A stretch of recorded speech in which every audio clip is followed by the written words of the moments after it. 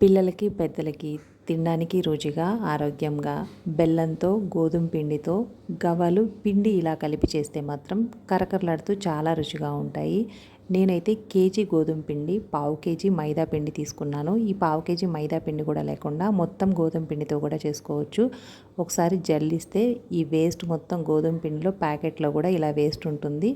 ఇలా జల్లించి తీసుకొని ఇందులోకి ఒక 100 గ్రాముల వరకు బొంబాయి రవ్వని వేసుకొని ఒకసారి పిండులన్నీ కూడా బాగా కలిపి 100 గ్రాముల వరకు బటరు లేదంటే ఇంట్లో వాడుకునే నెయ్యిని ఒకసారి కాచి వేడిగా ఉన్నప్పుడే పిండిలో వేసి ఒకసారి బాగా కలిపి ఆ నెయ్యి మొత్తం కూడా పిండికి బాగా పట్టేంత వరకు నార్మల్గా పొడి పొడిగా అయ్యేంత వరకు కలిపేసుకొని ఇందులో ఒక పావు లీటర్ వరకు పాలు కాచి వేడిగా ఉండగానే ఈ పిండిలో వేసుకొని ఇందాక నెయ్యిని ఎలా అయితే మిక్స్ చేసామో అలానే పాలు కూడా బాగా కలిసి పిండి మొత్తంలో కలిసి మళ్ళీ పిండి పొడి పొడిగా అయ్యేంత వరకు బాగా కలుపుకున్న తర్వాత నీళ్లు కూడా వేడి చేసుకొని కొద్ది కొద్దిగా వేసుకుంటూ నీళ్లు కూడా వేడిగా ఉండగానే కొంచెం కొంచెం వేసుకుంటూ పిండి మొత్తం దగ్గరికి అయ్యి చపాతీ పిండిలాగా కలుపుకోవాలి. వెంటనే చేసుకునేటైతే బాగా సాఫ్ట్గా పిండి అయ్యేంత వరకు మిక్స్ చేసుకొని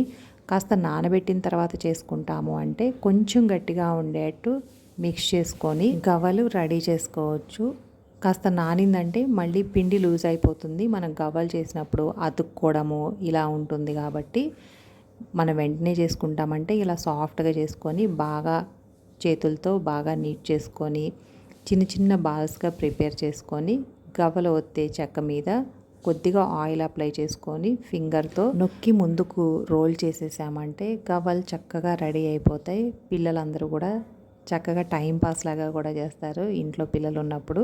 ఇక గవ్వలన్నీ ఇలా ప్రిపేర్ చేసుకున్న తర్వాత నూనె పెట్టుకొని డీప్ ఫ్రై చేసుకోవాలి. నూనె బాగా కాగిందా లేదా చెక్ చేసుకొని ఆయిల్ బాగా హీట్ అయిన తర్వాత మనం చేసి పెట్టుకున్న గవ్వలు వేసుకొని హై ఫ్లేమ్లో కాకుండా కంప్లీట్గా లో ఫ్లేమ్లో కాకుండా మీడియం ఫ్లేమ్లో ఉంచుకొని బాగా కలుపుకుంటూ గవ్వలు ఫ్రై చేసుకోవాలి. హై ఫ్లేమ్లో పెడితే మాడిపోతాయి, లోపల ఉడకదు. అండ్ ఈవెన్గా ప్రతిదీ మనం ఈక్వల్ షేప్లోనూ సైజులోనూ చేయలేం కాబట్టి ఇలా మీడియం ఫ్లేమ్లో కాల్చుకుంటే క్రిస్పీగా కరకరలాడుతూ ఉంటాయి. గోధుమ పిండి కానీ మైదా పిండి కానీ కేజీ బావు పిండి కాబట్టి కేజీ బెల్లం తీసుకొని కొద్దిగా నీళ్లు వేసుకొని మరీ తక్కువ కాకుండా మినిమం పావు లీటర్ వరకు నీళ్లు వేసుకొని బాగా కరిగించేసి ఉండలేమి లేకుండా బెల్లం గడ్డలుగా లేకుండా కరిగించేసి ఫిల్టర్ చేసుకొని పాకంకి స్టవ్ మీద పెట్టుకొని హై ఫ్లేమ్లో పెట్టుకుంటే త్వరగా పాకం అయిపోతుంది.